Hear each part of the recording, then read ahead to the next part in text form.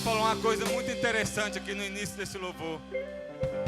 Não é o quanto você tem de Deus, mas é o quanto o Senhor tem de você. Sabe quando nós teremos tudo de Deus? Quando Deus tiver tudo de nós. Será que Deus tem tido tudo de você? Será que Deus tem tido tudo de mim? Aonde está a nossa alegria, irmãos? Que às vezes, diante de uma adoração dessa, nós estamos preocupados com o mundo lá fora. Estamos preocupados, querendo que o culto acabe rápido, para nós voltar para nossa casa, para o nosso entretenimento que nós temos diante de uma série de TV. Enquanto o Senhor está querendo é isso de nós. É que nós nos rendemos a Ele. É que nós demos a Ele a nossa verdadeira adoração.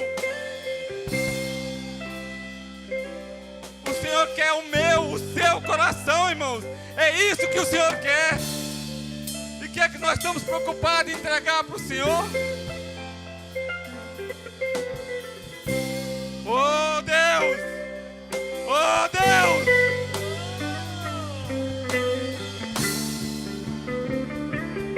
Oh Deus! Rasga seu coração para Deus. Adore Ele, irmãos.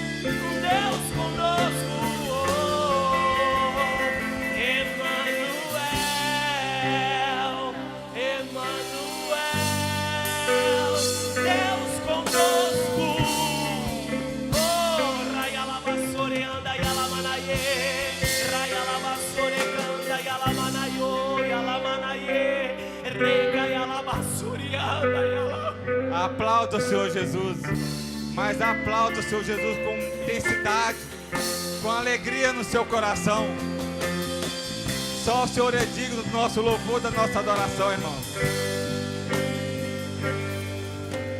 Graça e paz, Igreja Vida Nova. Boa noite. Quem está alegre aqui, hein?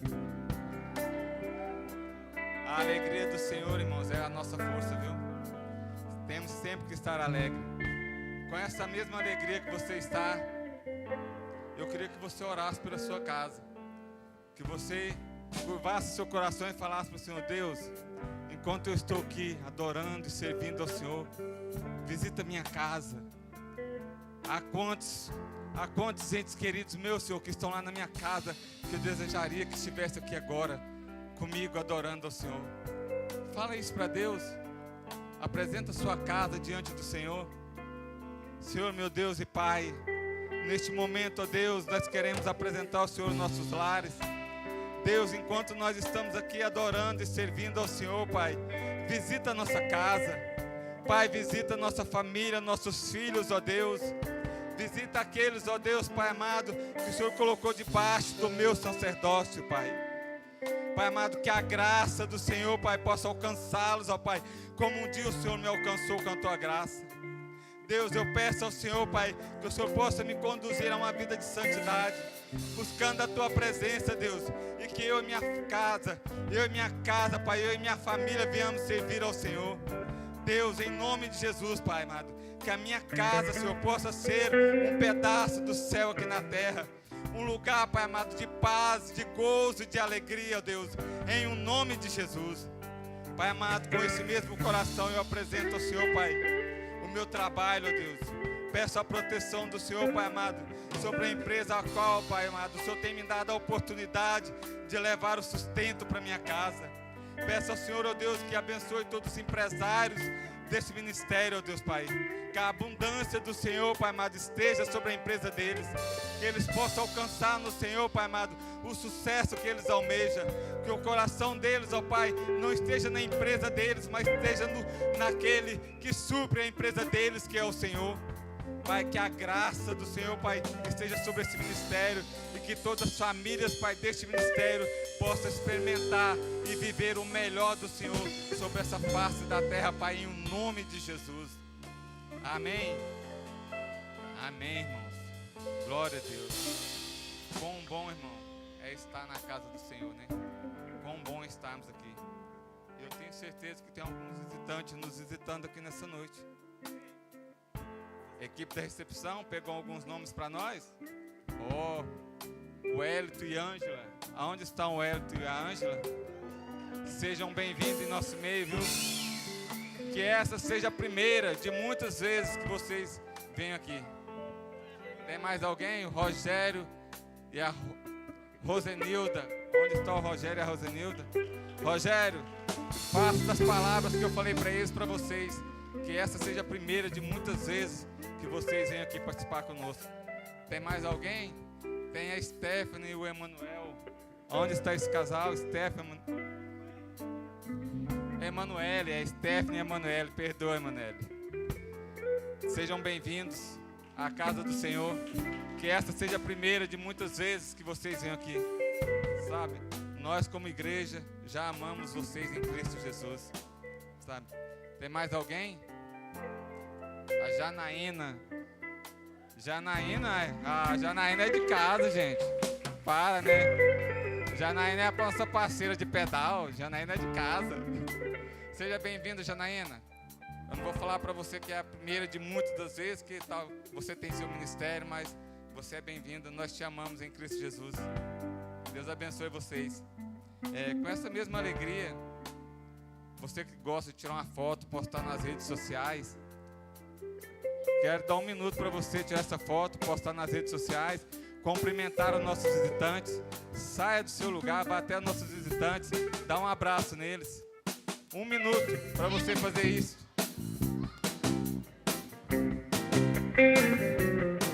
No arraial dos céus, transborda a alegria de Deus.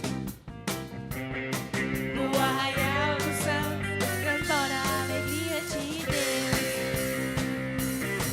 Inverno do Egito, agora eu caminho para a promessa. Enquanto a água se move, eu sei que eu me aproximo do meu lar. O fogo sobe e a glória desce. Eu vou marchando e cantando e dançando. O fogo sobe e a glória desce. Eu vou marchando e cantando e dançando. Eu vou para Volta segunda, hein? Eu vou pra terra prometida. Eu vou para Canaã. Glória a Deus. Acabou, quem tirou, quem não tirou, tira o próximo domingo, no final do culto. Toma o seu lugar, irmão, fica à vontade. Pepe, tem um news aí para nós?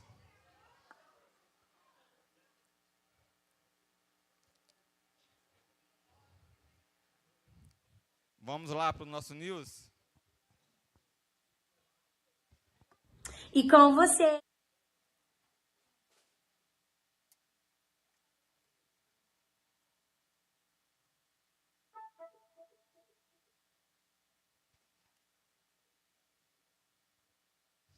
Solta aí, Pepe.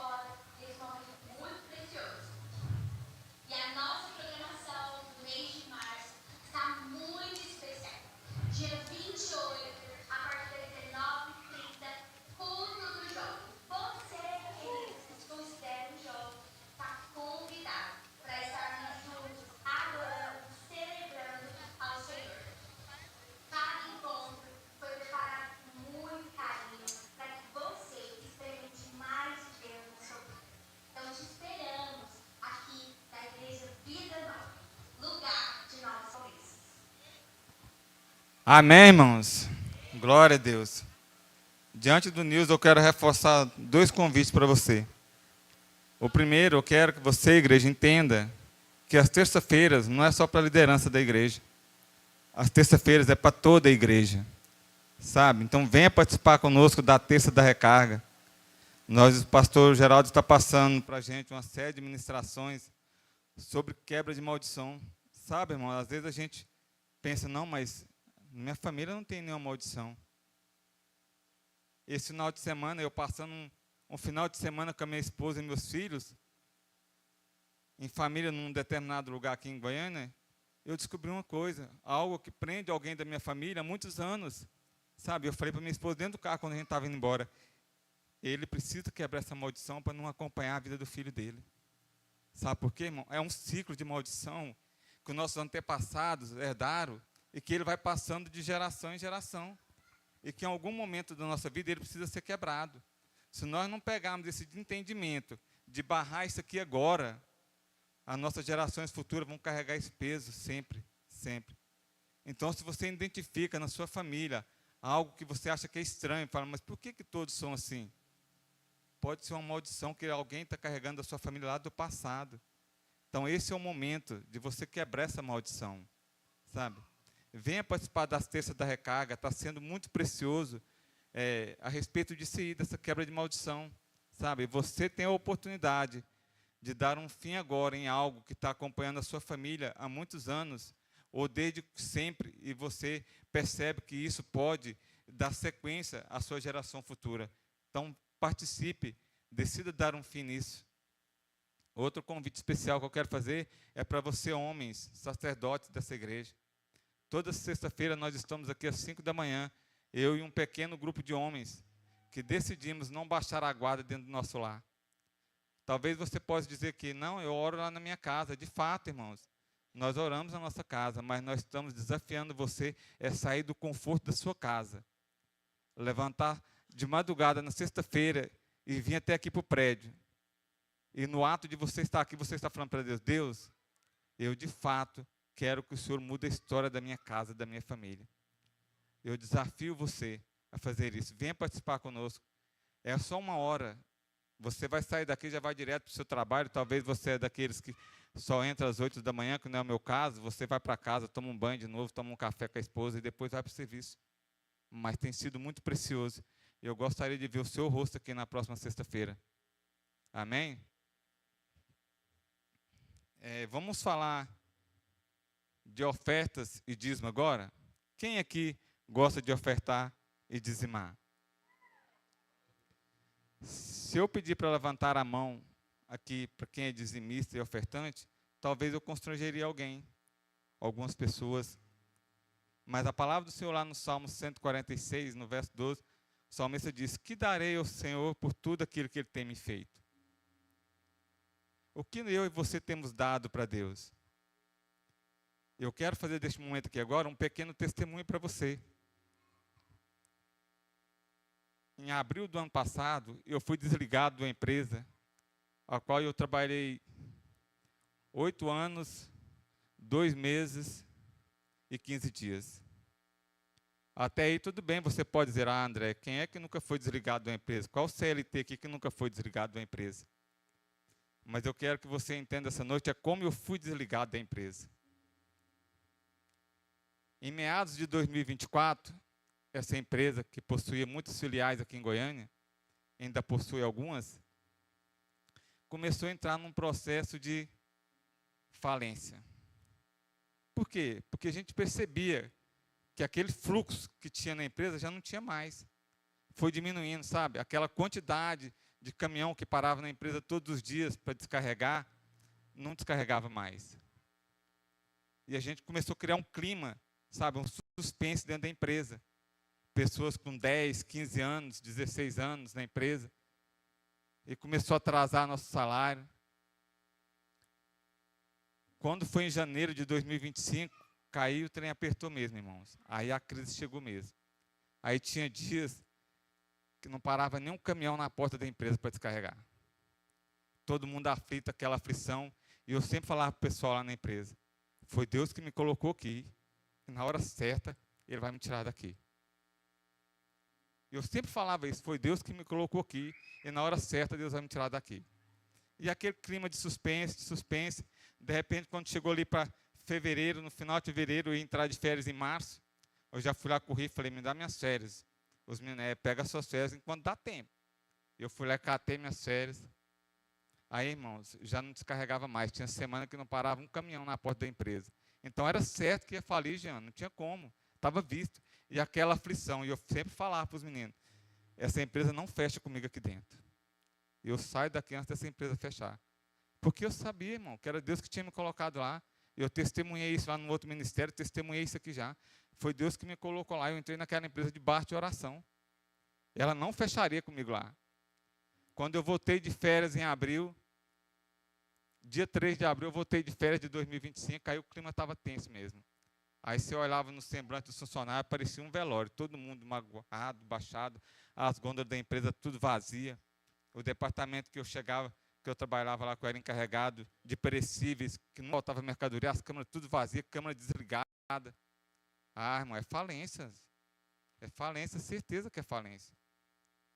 Mas eu sabia que aquela empresa não fechava, pastor Divino, comigo lá dentro, não fechava. Não ia fechar. Dia 6 de abril, eu entrei de manhã cedo na empresa, 6 horas da manhã. Aí eu fui ousado, pastor Adassa. Aí eu bati meu joelho no chão na entrada lá, eu sozinho dentro da loja, com meus olhos lacrimejando, e eu falei para Deus: Deus, foi o Senhor que me colocou aqui. O Senhor conhece o meu coração. Eu sou dizimista fiel na sua casa. O Senhor sabe melhor do que eu que essa empresa vai fechar. E sendo eu fiel, Senhor, na sua casa, eu vou entregar meu dízimo para o Senhor. E com certeza, Pai, eu ainda vou gastar 30% a 35% do meu ganho, do meu acerto trabalhista com advogado, para mim poder receber. Me tira daqui antes dessa empresa fechar. Ah, irmãos, foi mais uma das orações que o Senhor, pegou lá no céu. Dia 17 de abril do ano passado, eu fui trabalhar. Por volta das 9h30 da manhã, meu telefone toca. Eu estava lá perto do recebimento. Eu tirei meu celular do bolso, o gerente da loja. Antes de eu atender, o Espírito Santo falou para mim: vou te tirar daqui hoje. Desci, que ele me chamou lá na mesa dele. Quando eu cheguei na mesa dele, tinha uma folha branca em cima da mesa dele. Ele sentado e a folha de bruço. Falei: minha rescisão está aqui, Senhor. Ele só fez aquela leitura, Adriano, que os patrões falam, aquele trâmite, de como, por que está desligando, que eu sabia que ele estava me desligando, quase falei para ele: me dá aqui logo, deixa eu assinar isso aqui. Me desligou da empresa, irmãos. Marcou meu acerto para dia 27 de abril. Dia 27 de abril, meu acerto trabalhista não caiu na minha conta. Mas eu estava descansado em Deus. Véio. Falei: não caiu hoje, cai amanhã, Senhor.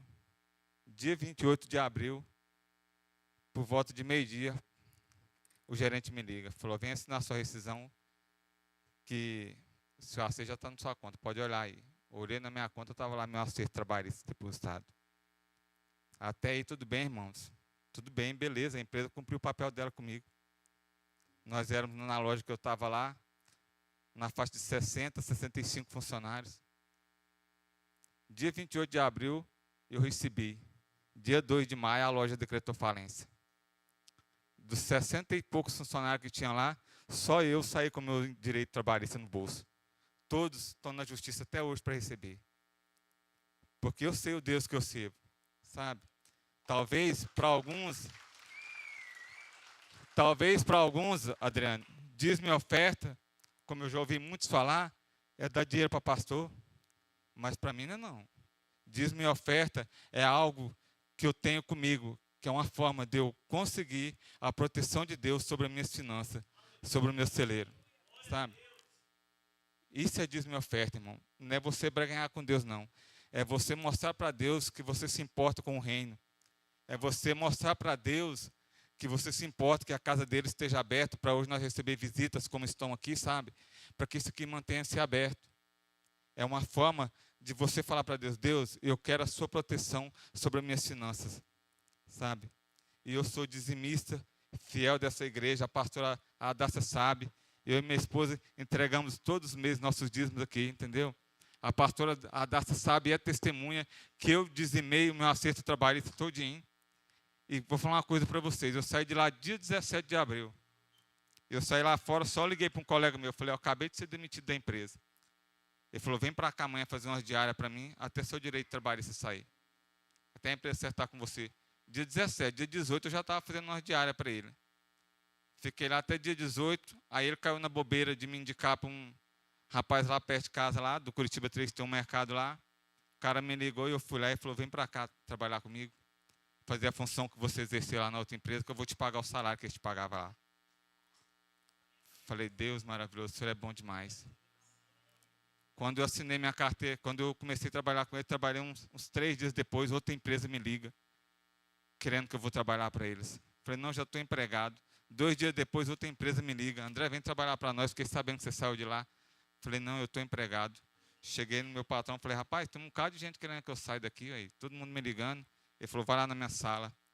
Foi lá, falou: vou te dar um aumento para você ficar comigo. Não pega, para, esquece esses caras. Não quero que esses caras fiquem te assediando, não. Entendeu? Não responde esse pessoal, não. Sabe por quê, irmãos? Quando eu saí de lá, eu tinha um pensamento, eu falei para minha esposa, falei: será que eu vou ter que trabalhar de Uber se eu não conseguir ganhar o mesmo rendimento que eu ganhava lá? Falei: vou ter que comprar uma moto nova nesse caso, né? Mas não, irmãos. Deus já tirou eu de lá e já tinha uma outra porta preparada para mim. Porque é isso que Deus faz na vida daqueles que buscam o Senhor, mas também que é fiel ao Senhor nos dízimos e nas suas ofertas. Sabe? Eu quero desafiar você a exercitar isso na sua vida, sabe? A ser dizimistas e ofertante. Faça isso e você vai ver o quanto Deus vai te abençoar e trazer abundância dentro do seu celeiro, sabe? Como eu sou grato a Deus, irmãos. Tem dias que eu falo para a Sheila: Sheila, você quer que eu compre alguma coisa hoje? Que eu sempre gosto de comprar nos dias das ofertas. Ela: não, André, não precisa. Nosso celeiro está abastecido. Porque Deus tem suprido todas as minhas necessidades, irmão. Não só minhas necessidades espirituais, mas minhas necessidades físicas. o meu celeiro está sempre transbordando com a graça de Deus. Se você não tem esse coração, eu desafio você a pedir para Deus um coração desse, um coração generoso de ofertar e dizimar na casa de Deus. Fica de pé, se você trouxe algo para entregar para Deus nessa noite. As meninas vão distribuir o envelope. Nosso QR Code está aqui na tela. Também está nas costas do envelope. Talvez você queira pegar um envelope para você copiar o QR Code. Sinta-se à vontade. Sabe o que eu mais admiro, irmãos? O quanto Deus é bom e maravilhoso. Dízimo, irmão, não salva ninguém. Mas dízimo também não leva ninguém para o inferno. Sabe? O nosso pastor nunca falou aqui nessa igreja, se você não for dizimista, você não pode ficar aqui. O nosso pastor nunca falou, sexta-feira vai ter uma tarde de oração e você pega um envelope e traz uma oferta para você receber uma oração, não. Dízimo e oração nessa igreja é algo espontâneo. Não se sinta obrigado a dizimar e nem ofertar. Mas quando você cria esse hábito, você pode ter certeza que você tem crédito com Deus. O pastor Alexandre, o pastor Divino é empresário, o pastor Alexandre também, ele sabe disso. Aquele dia que o senhor está no aperto, pastor Divino, aí o senhor lembra de alguém que o senhor ajudou lá no passado. Fala, nossa, eu vou falar com esse cara que ele vai me ajudar hoje. Assim é com Deus, irmãos. O dia que você estiver num aperto, mas se você tiver crédito com Deus, você pode ajoelhar e falar para Ele, Deus, o Senhor conhece o meu coração. Eu sou isso e isso na sua presença. Pode falar para Deus, irmão. Fala, o irmão André falou que ele orou e o Senhor mudou a história dele dentro da empresa. Que eu tenho certeza, irmãos, que como Deus ouviu a minha oração, Ele vai ouvir a sua. Aquela empresa baixou as portas, mas eu não fazia mais parte do quadro funcionário dela.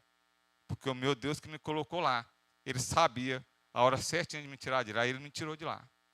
Amém? Vamos orar para você trazer seus dízimos, suas ofertas. Senhor, nosso Deus e Pai, nós oramos ao Senhor, Pai, neste momento. Apresentamos a vida, Pai, dos nossos dizimistas fiéis dessa casa. Todos aqueles, ó Pai amado, que entenderam, Pai, o propósito de ser dizimista da sua casa. Pai amado, que o Senhor possa guardar, Pai amado, transbordar, Pai, sobre as finanças deles. Pai amado, que eles possam receber 100 vezes mais daquilo, ó Pai amado, daquilo que eles têm entregado ao Senhor todos os meses. Pai, eu peço a sua proteção sobre a vida dos ofertantes também, Pai. Todos aqueles que de coração alegre nessa noite estão ofertando ao Senhor. Deus abençoe-os, ó Pai. Guarda suas finanças, ó Deus, Pai. Guarda os seus trabalhos, suas empresas, ó Pai. Que as bênçãos do Senhor, Pai, estejam sobre a vida deles em nome de Jesus. Em nome de Jesus. Traga os seus dízimos, as suas ofertas de coração alegre.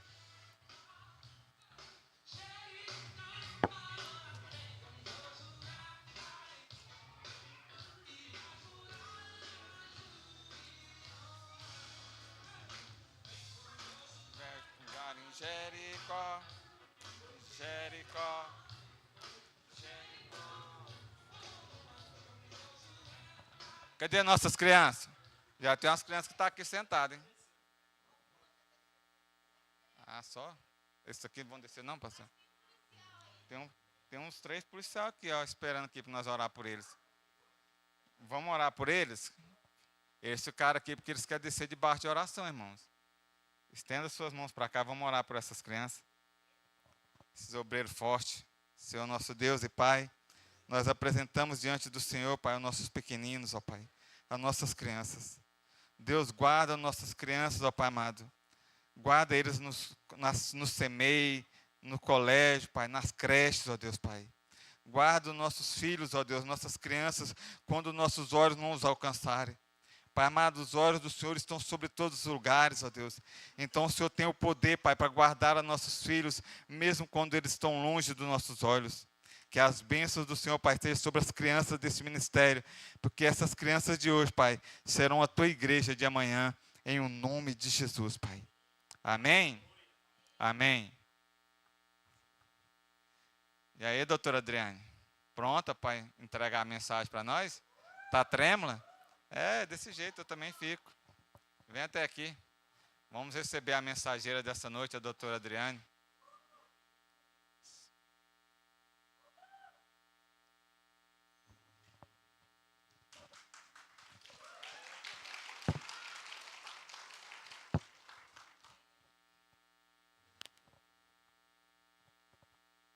Adriana é uma grande amiga minha. Aprendi a amar demais essa mulher e aquele lindão do marido dela lá.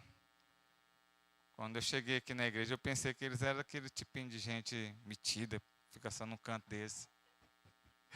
Até que eu comecei a me aproximar deles, comecei a fazer uns pedal, umas loucuras com eles aí. E nos tornamos bons amigos. Glória a Deus pela sua vida, doutora. Tenho certeza que o Senhor tem uma mensagem para entregar para a igreja dele nessa noite através de você. Que você seja a boca do Senhor. Estenda suas mãos para cá, vamos orar pela Adriane. Senhor nosso Deus e Pai, apresentamos diante do Senhor, Pai amado, a doutora Adriane.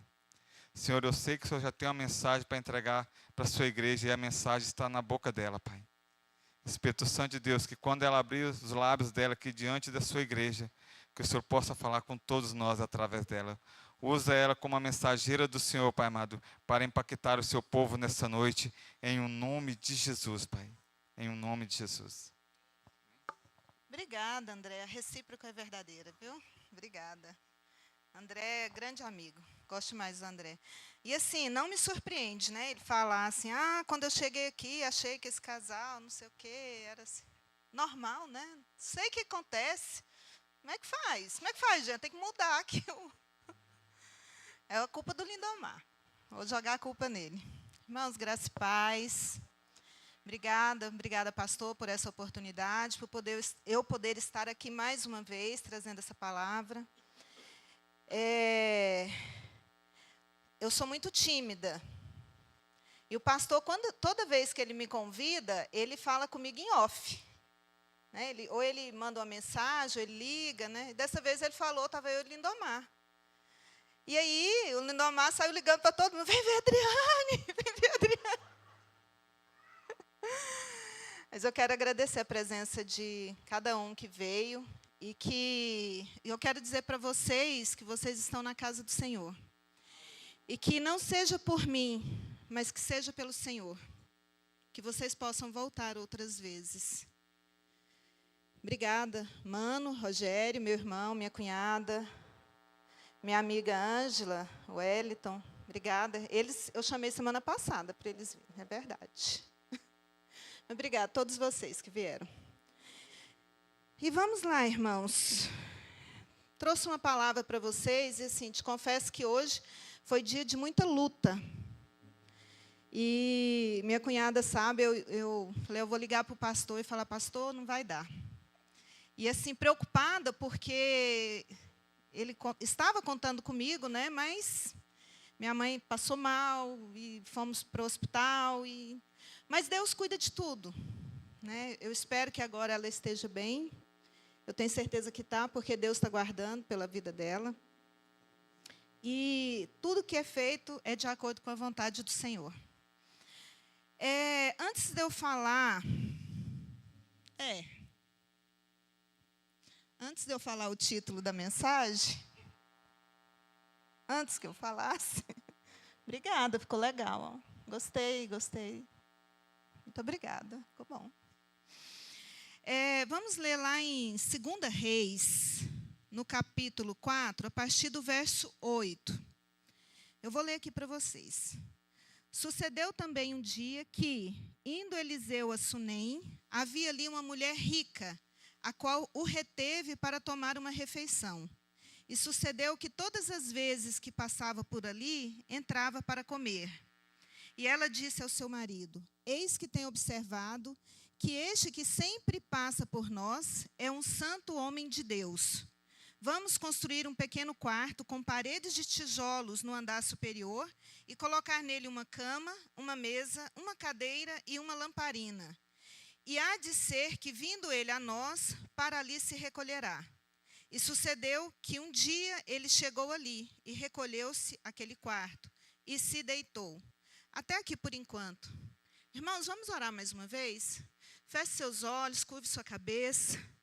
Senhor, obrigada, Pai. Obrigada por cada vida que está aqui nesta noite, Senhor. Obrigada, Senhor, e que cada um possa ouvir a Tua palavra da maneira com que o Senhor quer. E que essa palavra venha trazer mudança de vida, assim como o Senhor tem feito comigo, Pai. Senhor, não deixe que nenhum filho Teu venha ouvir a Tua palavra, Pai, sem entender o Teu propósito, Senhor. Assim nós oramos e eu te agradeço, em nome de Jesus.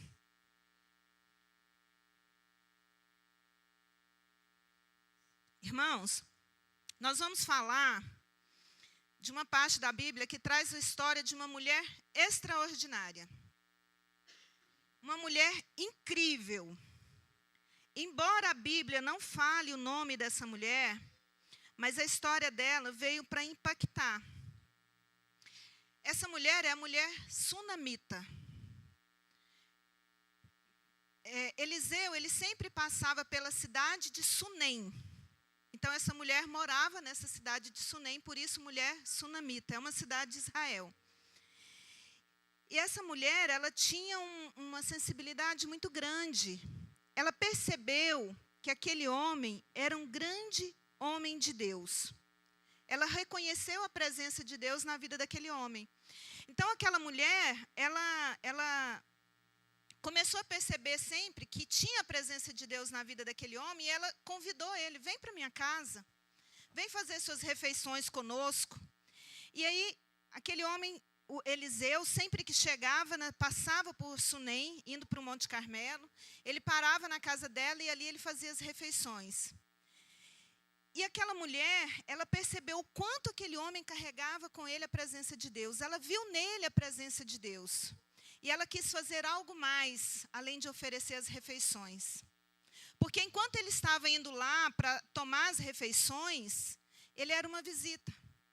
Mas ela não queria que a presença de Deus fosse somente uma visita na casa dela.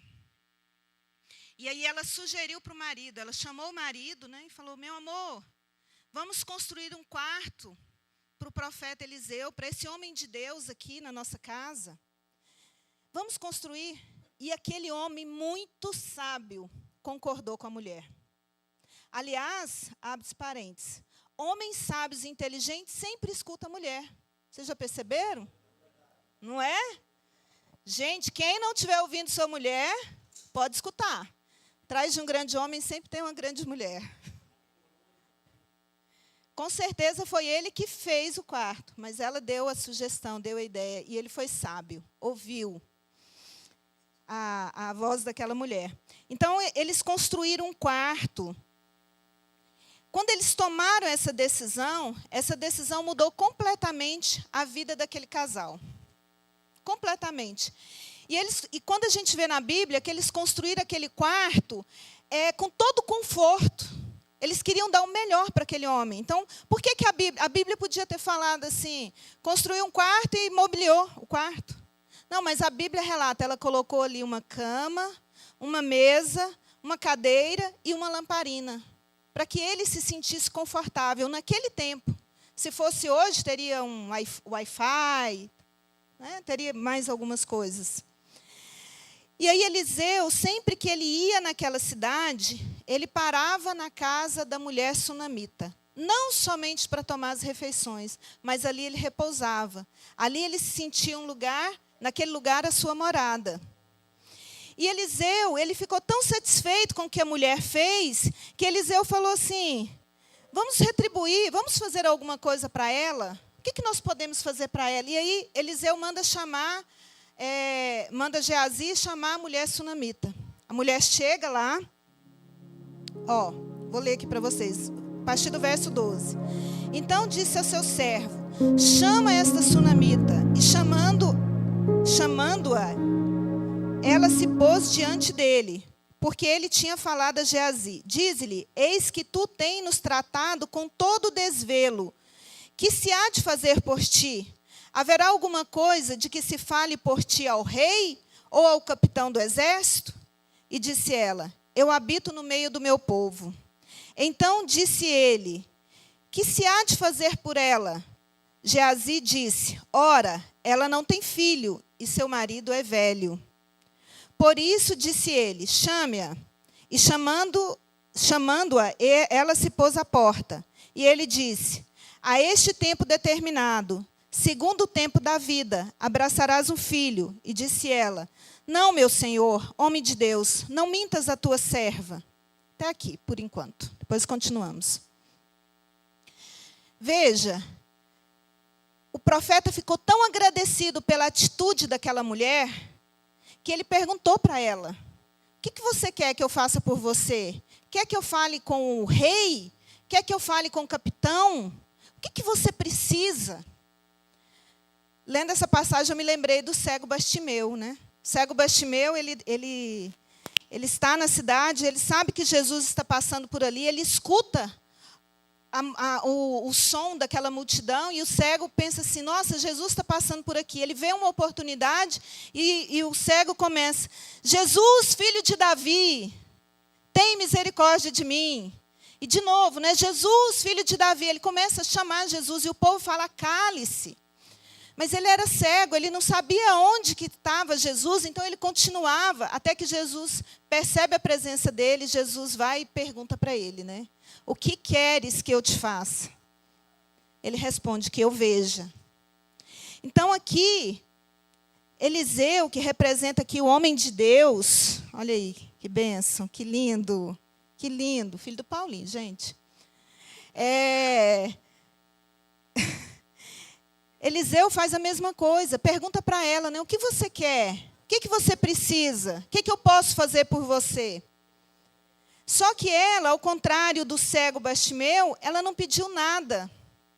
Ela fala: não, eu estou muito bem. Lembra que no início a gente falou que havia uma mulher rica? A mulher sunamita era uma mulher de posses, ela tinha condições, mas ela não pediu nada. Ela falou: não mintas a tua serva. Em outras versões fala assim: não me frustre. Eu imagino que ela já teve muitas frustrações com isso. E ela tinha medo de se machucar de novo. Então ele falou: não mintas a tua serva, não preciso de nada. E veja, eu não estou aqui dizendo que se Jesus chegar para nós e perguntar assim: filha, o que queres que eu te faça? A gente não vai pedir nada. Talvez eu faria igual o cego Bartimeu, saia correndo: Jesus, filho de Davi. Né? Mas aquela mulher, ela queria tão somente honrar a presença de Deus. Tudo que ela fez, ela não fez querendo algo em troca. Ela não fez esperando nada em troca. Mas aí, o profeta Eliseu queria retribuir.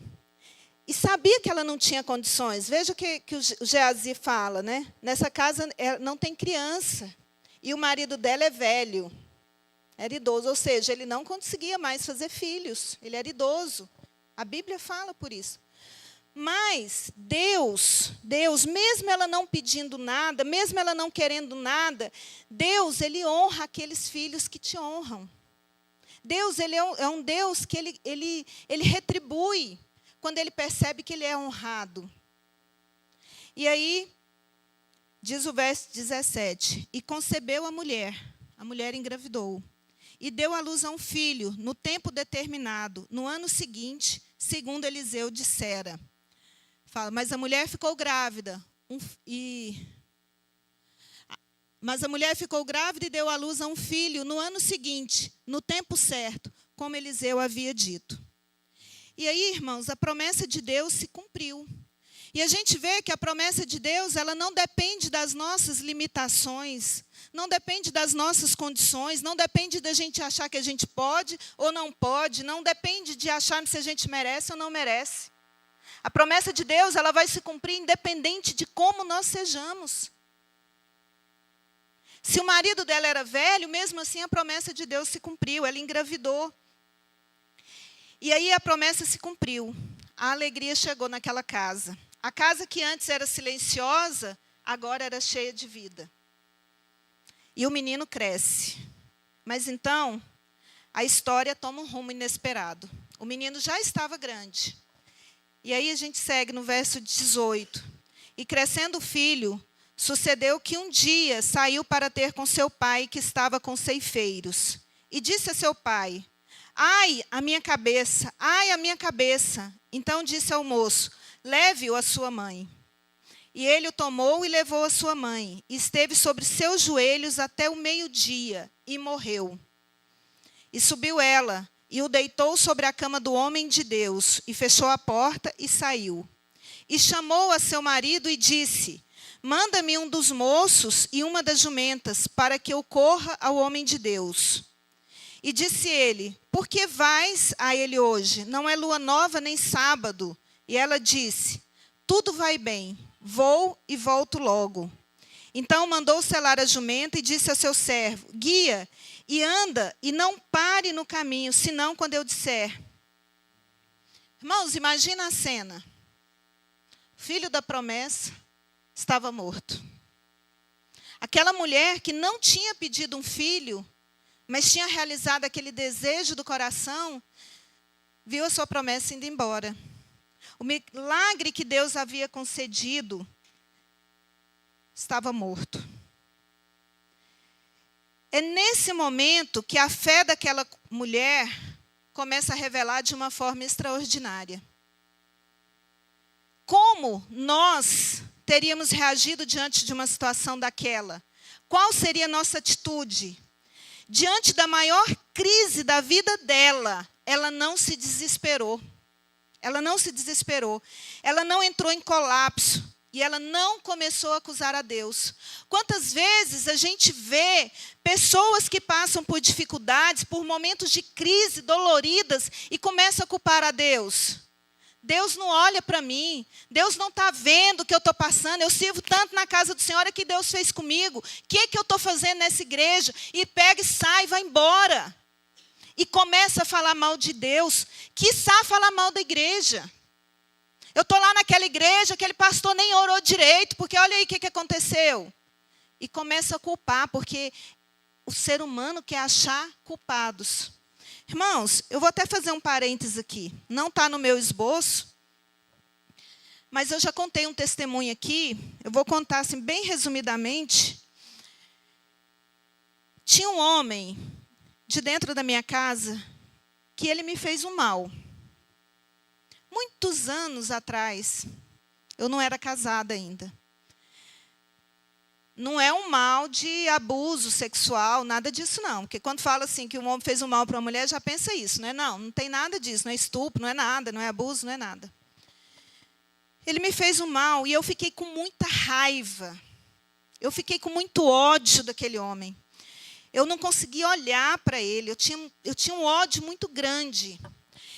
E os anos foram se passando, aquele ódio parece que ele vai enraizando no coração da gente. Cada dia vai ficando pior.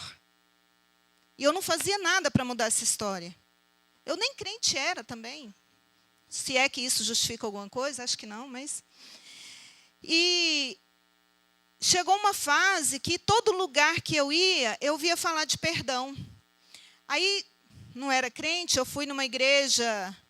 lá no Sudoeste, uma igreja católica, e lá na parede tinha com as letras douradas, uma mensagem sobre perdão.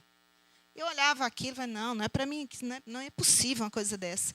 Tudo que eu fazia, eu via falar de perdão. E aí eu comecei a ficar incomodada com aquilo, mas assim, ainda assim aquilo não me comoveu. E aquele homem começou a mandar recado para mim, falando assim...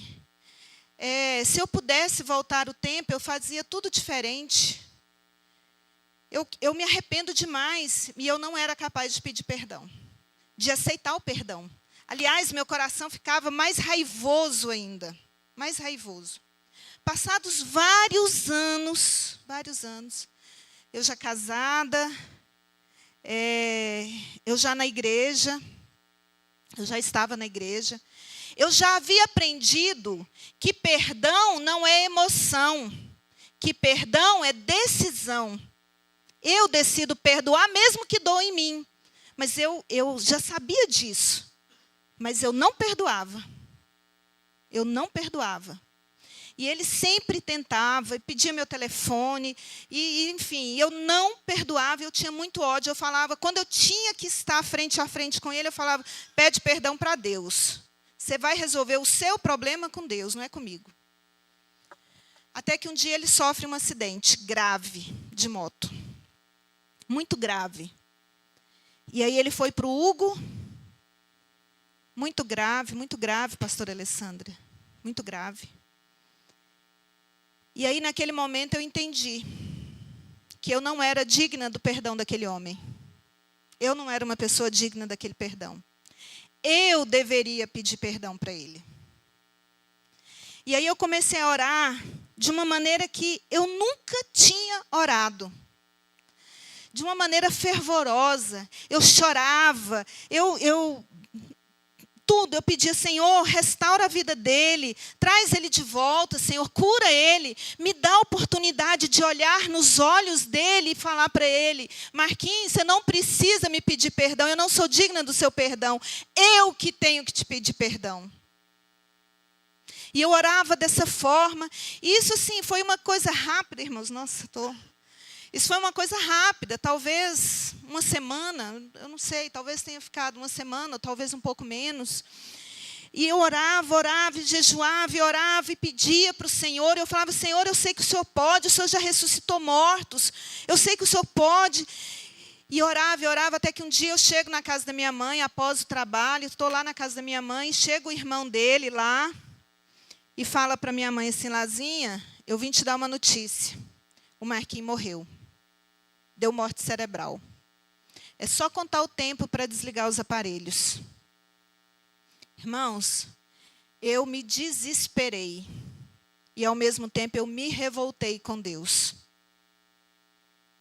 Como eu ia viver com essa culpa no meu coração, sem ter tido a oportunidade de pedir perdão?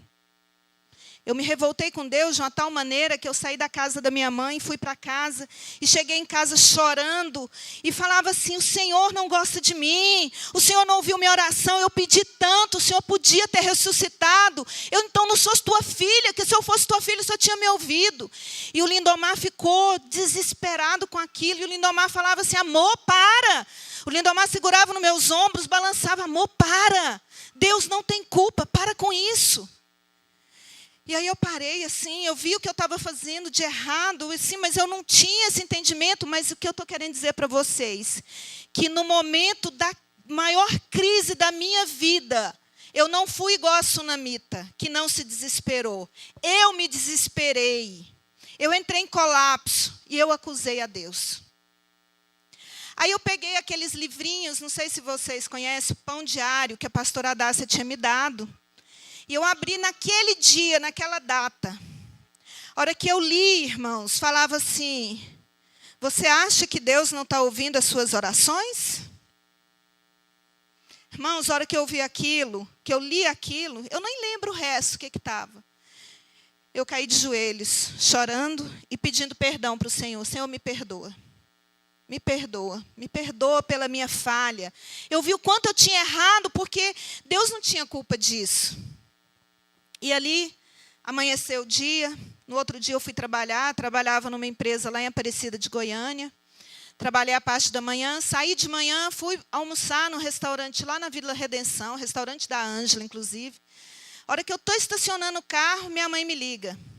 Filha, eu não sei o que aconteceu, mas me avisaram aqui que o Marquinhos deu sinal de vida. Ele fez um movimento com a garganta, como se fosse um pigarro na garganta.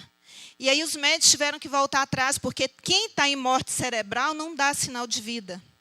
E os médicos voltaram atrás. Não tem mais morte cerebral. Uau, mãe! Será que se eu for lá no Hugo, eles deixam eu entrar? Minha mãe, não sei, filha. Mãe, eu vou lá. Eu funcionei o carro e saí, fui para o Hugo. Nunca vi como que entra no hospital de uma maneira tão fácil. Porque eu cheguei lá, naquela parte da emergência, ali do Hugo, e tinha aquele guardinha que fica numa cadeira alta, sentado. Eu falei assim, moço, eu preciso ver uma pessoa que está aí. Ele falou, como que é o nome dele? Eu falei, é fulano de tal. Ele falou, não, você pode entrar aqui, você vai assim, vira aqui, ó, vai estar nessa sala assim. E eu entrei. Quando eu cheguei lá, ele deitado na cama, com um cobertor até essa altura aqui. A cabeça dele estava desse tamanho assim, de inchado. Tinha uma fralda de criança, assim, debaixo da cabeça, perto da orelha, porque do ouvido dele gotejava aquele sangue vivo, gotejando. Então, tinha uma fralda de criança, aquele respirador amarrado assim, machucando, inclusive. E eu pus a mão nele assim, e estava rígido. Uma coisa dura, sabe? Muito assim. E eu pus a mão nele, e eu falei com ele: Marquinhos, eu não sou digna do seu perdão. Eu estou pedindo a Deus para que você possa voltar. Porque eu preciso te pedir perdão. Me perdoa, Marquinhos. Me perdoa. Irmãos, quando eu falei isso, eu senti, ele fez assim. E aqui, onde eu estava com a mão, desceu. Ficou como normal, macio. Então ele fez.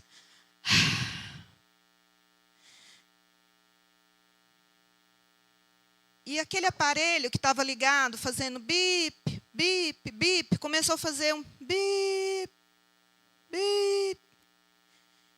E eu olhei aquilo e falei: o que está acontecendo, meu Deus? E eu corri lá para chamar os médicos, fui lá onde tinha um pessoal com a roupa branca, e chamei, falei: olha, a maquininha está fazendo bi, assim, vai lá. Não, nós já estamos indo lá. E eu voltei, eu era recém na fé, eu não sabia orar, falando com a minha boca. O pastor tentava me ensinar, me ajudar, para eu soltar, não ter timidez, mas eu só orava sem... Só assim. Eu não falava. E aí eu coloquei as minhas 2 mãos sobre ele e comecei a falar com Deus. Claro, não alto demais, mas eu comecei a falar, apresentando a vida dele para o Senhor. E quando eu abri os olhos, que eu olhei, tinham 4 médicos ao lado da cama. Aí eles olharam, eles esperaram eu terminar, olharam para mim e falaram: a senhora pode esperar lá fora? E aí eu fui embora.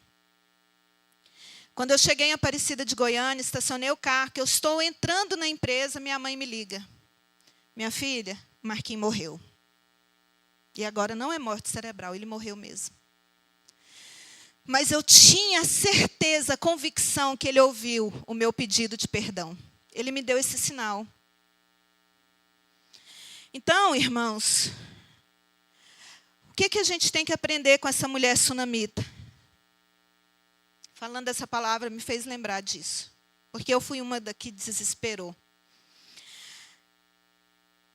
Essa mulher sunamita, ela não se desesperou. Ela não culpou Deus. O que essa mulher faz? Ela fica com o filho no colo. Quando o filho morre, ela leva o filho para o quarto de Eliseu. O quarto da presença de Deus. Ela deixa ele lá. Ela fecha a porta. E ela vai até o marido e fala: olha, me arrume um jumento e um servo. E fala para o servo assim: vai, não pare. Mas o marido dela pergunta: mas por quê? Veja, o filho dela estava morto lá no quarto de Eliseu. E o marido dela fala assim: mas por quê? Hoje não é sábado, não era dia das festividades religiosas. Não era dia que ela ia ter com o profeta. Mas por quê? O que ela responde? Tudo vai bem. Vou e volto logo. Tudo vai bem. E aí ela vai com aquele servo. E de longe, Eliseu avista aquela mulher e Eliseu se preocupa. Eliseu fala assim: mas o Senhor não me revelou nada. O que está acontecendo com a sunamita? Por que ela está vindo para cá? Geazi vai ao encontro dela, pergunte como ela está, como está o marido e como está o filho dela. E Geazi vai correndo ao encontro dela e quando chega, pergunta para ela: como você está? Como vai o seu marido? E o seu filho, como vai? Ela responde para Geazi, para o servo: tudo vai bem. Tudo vai bem. O servo volta e fala para o profeta. E o profeta fica sem entender. Eliseu não entendia porque Deus não tinha te revelado. A hora que a mulher chega até o profeta, ela agarra nos seus pés e ela chora. Ela põe para fora aquela angústia que ela estava sentindo. E aí Geazi vem para retirar a mulher e Eliseu fala: não, deixa. Ela está angustiada, ela está muito angustiada, deixe aqui. E aí a mulher começa a perguntar para Eliseu: Senhor, por acaso eu te pedi um filho? Por acaso eu te pedi, filho? Eu não te pedi.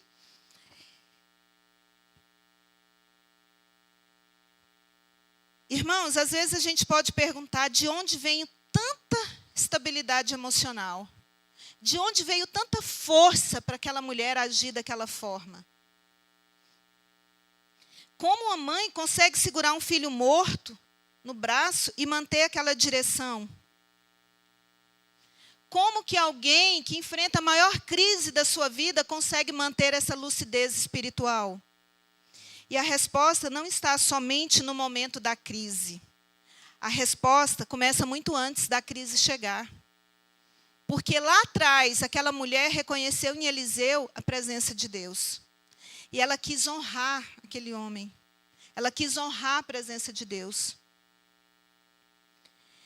A Bíblia diz, vamos ler essa parte que eu falei. Partiu ela, pois, foi ao homem de Deus, ao Monte Carmelo. E sucedeu que, vendo o homem de Deus de longe, disse Geazi, seu servo, eis aí a sunamita. Agora, pois, corre-lhe ao seu encontro e diz-lhe, vai bem contigo? Vai bem com teu marido? Vai bem com teu filho? E ela disse, vai bem, vai bem. Olha a força daquela mulher. Ela não saiu falando, meu filho morreu, socorro. Ela não falou para ninguém, ela guardou aquilo para ela. Como que é o título da palavra mesmo? A fé que governa as emoções. A fé daquela mulher era tão grande, que essa emoção não tomou conta dela. Ela teve foco, ela teve direção, ela seguiu a direção, ela teve foco, ela teve fé. A fé dela nasceu, não foi naquele momento. Não foi no momento da crise que nasceu a fé dela. Chegando ela, pois, ao homem de Deus, ao monte, pegou nos seus pés. Mas chegou Geazi para retirá-la. Disse, porém, o homem de Deus, deixa, porque a sua alma está triste de amargura. E o Senhor escondeu de mim o motivo da sua amargura e não me revelou. E disse ela, pedi ao Senhor algum filho? Não, disse eu. Não me enganes. E ele disse a Geazi, cinge, aqui olha o que o profeta disse, né? Ele fala para o servo, cinge os teus lombos, toma o meu cajado na tua mão e vai. Se encontrares alguém, não saúdes. E se alguém te saudar, não lhe responda. E põe o meu cajado sobre o rosto do menino. Ele manda Geazi lá para resolver o problema do menino. Porém, disse a mãe do menino, tão certo como vive o Senhor e como tu vives, se ficares, não te deixarei.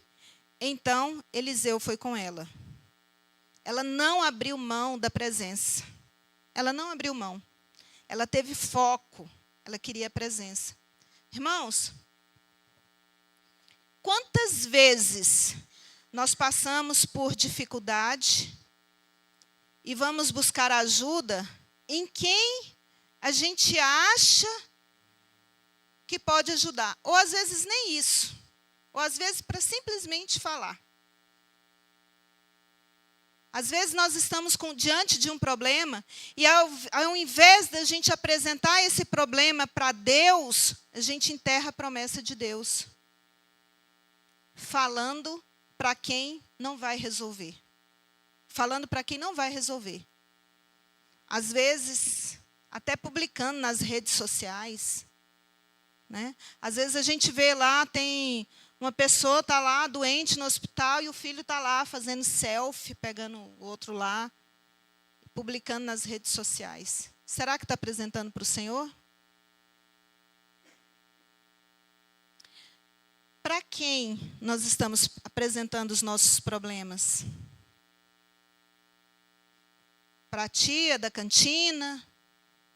Para quem? Às vezes a gente fala com tantas pessoas, mas não fala para quem vai resolver o problema. E aí, chegando Eliseu àquela casa, eis que o menino jazia morto sobre a sua cama. Então entrou ele, fechou a porta, ficando só ele e o menino, e orou ao Senhor. E subiu à cama, e deitou-se sobre o menino, e pondo a sua boca sobre a boca dele, e os seus olhos sobre os olhos dele, e as suas mãos sobre as mãos dele, se estendeu sobre ele, e a carne do menino aqueceu. Depois desceu, andou naquela casa de uma parte para outra, e tornou a subir, e se estendeu sobre ele. Então o menino espirrou 7 vezes, e abriu os olhos. Então chamou a Geazi e disse: chame esta sunamita. E chamou-a, e veio a ele. E ele disse: toma o teu filho. E entrou ela, e se prostrou aos seus pés, e se inclinou à terra, e tomou o seu filho, e saiu. Amém? Glória a Deus. Quem é governado pela emoção, se desespera no meio da caminhada. Mas quem é governado pela fé, continua andando, até encontrar a resposta de Deus. Aquela mulher, ela buscou. Ela teve a sabedoria de buscar a presença de Deus. De buscar quem poderia resolver o problema. Quando ela decide colocar aquele menino no quarto do profeta, ela colocou no quarto da promessa. No quarto onde ela sabia que ali tinha a presença do Senhor. Ela poderia ter feito muitas coisas. Talvez nós, no lugar dela, quantas vezes poderíamos ter feito outras coisas? E talvez já ter até enterrado o filho. É claro que é um exemplo assim, muito forte para nós. Mas o Lindomar, essa semana, ele falou para mim assim, falou alguém que estava conosco, não me lembro quem era. Adriane, quando tem um problema, a Adriane se desespera de uma tal maneira. E eu estudando essa palavra, eu fiquei pensando nisso, falei, poxa, a gente tem que descansar no Senhor. Mas veja, aí hoje, quando a minha mãe passa mal, eu corri para o hospital e ali a gente cuidando dela, e eu pensava assim, nossa, vou ter que ligar para o pastor, e pensando, falei, Senhor, é o Senhor que direciona, é o Senhor que sabe todas as coisas. E aí, me veio o entendimento assim que, às vezes, quando a gente fala assim, não se desespera, também não quer dizer que a gente tem que ser passivo diante do problema. Porque, às vezes, a gente fala assim, não se desespera. Aí você vai achar assim, eu posso ficar aqui e esperar que Deus vai resolver. Não, a sunamita fez isso. Ela pegou o filho, ela colocou na cama lá do profeta. A Bíblia conta detalhes da história. Ela fechou a porta e aí ela saiu. E ela foi atrás, ela pegou aquela jumenta com aquele servo e falou, vá e não pare até que eu fale para você parar. E quem ela encontrou no caminho, ela disse, tudo vai bem. Mas estava bem com ela? Não estava. Ah, Adriane, então ela estava mentindo. Você está falando que eu tenho que mentir também? Não, eu não estou dizendo. Ela não estava mentindo. Ela confiava no Senhor. A confiança dela era tão grande que ela confiava, tudo vai bem. Ela já estava declarando que tudo vai bem. Ela já estava ali declarando. Então, aquela mulher, ela teve atitude, ela saiu da casa dela, ela foi atrás de onde ia resolver o problema. Então, eu não estou falando aqui para nós, eu e você, ficarmos passivos, ficarmos quietos no nosso canto, esperando que Deus vai fazer. Não, eu estou com um problema grande, eu estou passando uma crise, mas eu escutei a história da sunamita, eu sei que Deus vai fazer, eu só preciso ficar quietinho aqui e tal. Não! Você tem que se prostrar aos pés do Senhor. Você tem que ir atrás de quem vai te ajudar a resolver o seu problema. Você não precisa expor o seu problema para quem não vai resolver, porque aí é a mesma coisa que jogar a bosta no ventilador, né? Vai esparramar para todo lado. Daqui a pouco todo mundo vai estar sabendo o que você está passando. E será que vai resolver? Não, mas você tem que ir para quem vai resolver o seu problema. E, irmãos, me permita ilustrar essa verdade. Imagine um navio atravessando um oceano. E vem aquela tempestade forte, as ondas agitadas batendo ali no casco daquele navio, aquele vento forte. O capitão que está ali na direção não sabe mais no que ele está vendo, já não entende mais nada. Aquele navio está sem direção, ele não tem visibilidade, a visibilidade desaparece. E ele não pode confiar naquilo que ele está vendo. Aí o que ele faz? Tudo ao redor dele está confuso, tudo parece desordenado, tudo está perigoso. Então ele faz algo muito importante. Ele olha para a bússola. A bússola, irmãos, não depende do vento. A bússola não depende das ondas. Pode estar a maior tempestade. A bússola não depende das ondas, não depende da tempestade. Não depende da visibilidade. Ela aponta sempre para a mesma direção, independente das circunstâncias. A bússola vai estar sempre na mesma direção. Enquanto o capitão confia na bússola, o navio continua no rumo certo. Mas mesmo assim no meio da tempestade, mas ele continua no rumo certo. Então as nossas emoções são como as ondas do mar. Às vezes calma, às vezes agitadas, às vezes parecendo que vai nos dominar, mas a nossa fé funciona como a bússola. Quando a fé governa o coração, ela continua apontando para Deus, sempre para a mesma direção, mesmo que tudo pareça a maior tempestade. Foi assim que aconteceu com a sunamita. A tempestade chegou, a dor veio, o filho morreu, mas a fé dela continuou apontando para Deus. Por isso, ela não se perdeu na tempestade. Glória a Deus, irmãos, por isso, glória a Deus. Ela não enterrou a sua promessa. Ela não enterrou a promessa de Deus. Então, o que nós podemos tirar dessa mensagem? O que nós podemos aplicar na nossa vida? Além do que eu já falei, mas fazendo um resumo. Quando a fé governa as nossas emoções, a primeira lição que nós tiramos é quando nós valorizamos a presença de Deus, mesmo antes da crise. Eu não preciso esperar a crise chegar para eu chamar a presença de Deus.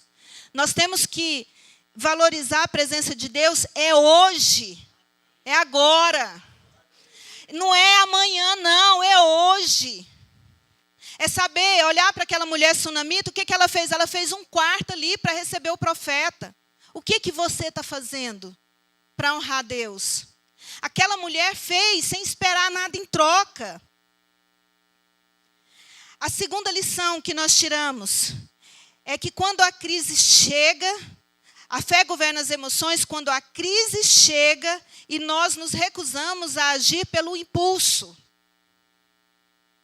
Quem lembra do curso de maturidade no Espírito? A gente aprende isso. Como agem as nossas emoções. Olha a história que eu contei do meu testemunho. Nós não podemos agir impulsivamente. Nós temos que olhar para o nosso rumo, para a direção certa. Essa parte que fala, quando a crise vem, nos recusamos a reagir impulsivamente. É 2 Reis 4, 20 e 21. E esteve sobre seus joelhos até meio-dia, o filho, e morreu. E subiu ela e deitou-o sobre a cama do homem de Deus, e fechou a porta e saiu. Ela não agiu pelo impulso, ela agiu com calma. Porque a fé é que governa as emoções. A terceira lição. A fé governa as emoções quando controlamos as nossas palavras no meio da crise. No meio da crise, você vai falar que Deus esqueceu de você? Você vai falar que Deus não está olhando para você? Nós temos que controlar o que está saindo da nossa boca, porque a Bíblia diz que a mesma boca que traz as bênçãos, também traz maldição. Então, o que nós estamos declarando no nosso dia a dia? A quarta lição, a fé governa as emoções quando sabemos para onde vamos correr. Na hora, irmãos, ninguém aqui está dizendo que nós não vamos ter crise. A gente sabe disso. Aliás, a Bíblia fala isso, no mundo tereis aflições, mas tende bom ânimo. No momento da crise, para onde nós vamos correr? Qual tem sido a nossa direção? Para onde que nós iremos? E a quinta lição. A fé governa as emoções quando insistimos na presença de Deus. A mulher sunamita disse: assim como vive o Senhor, assim como tu vives, se tu não fores comigo, eu também não irei, ficarei aqui contigo. Ela fez questão da presença, ela não abriu mão da presença do Senhor. Amém, irmãos? Vamos ficar de pé? Antes de passar o microfone aqui para o meu pastor, quero só que você reflita um pouco. Fecha teus olhos, meus irmãos. Eu não sei o que você está passando. Eu sei o que eu estou passando. Eu sei o que a minha família está passando. Talvez nós estejamos atravessando hoje a maior tempestade da nossa vida. Talvez você também esteja atravessando uma tempestade. Talvez as suas emoções estejam agitadas. Talvez a promessa de Deus tenha parecido silenciosa, te dando a impressão que Deus não está ouvindo o que você está falando com Ele. Te dando a impressão que Deus não está sabendo o que está acontecendo com você. Mas a pergunta que você tem que fazer hoje não é se há tempestade. A pergunta que você tem que fazer hoje é quem está governando o seu coração. Quem está governando o seu coração? Quem está governando a sua vida? Porque a tempestade, irmãos, ela pode vir, ela pode agitar, ela pode balançar para todos os lados, mas você tem que saber quem está governando suas emoções. Sabe como nós sabemos quando uma pessoa está seguindo na presença do Senhor? É quando ela sabe controlar suas emoções no momento da crise, no momento da dor, quando ela sabe apresentar aquilo para o Senhor. Porque quem é governado pela emoção vai se perder na tempestade. Mas quem é governado pela fé continua na caminhada até encontrar o agir do Senhor. Então eu quero falar para você hoje. Eu não sei os seus problemas, eu não sei as suas dificuldades, eu não sei o que passa hoje e eu não sei o que vai passar amanhã na sua vida. Mas eu posso te afirmar, hoje, amanhã ou depois, você vai ter aflições. A Bíblia diz isso, mas é você que decide. É você que decide como você vai enfrentar essa tempestade, como você vai enfrentar essa aflição. Irmãos, eu quero orar por você. Senhor meu Deus, obrigada, Pai, porque o Senhor tem falado com cada um de nós. Senhor, que os teus filhos que estão aqui nesta noite, eles possam ter a sensibilidade para entregar a Ti os seus problemas, para colocar diante de Ti as suas dificuldades, para requerer a Tua presença, para que cada um possa ouvir a voz do Senhor dizendo: filho, o que queres que eu te faça, filho?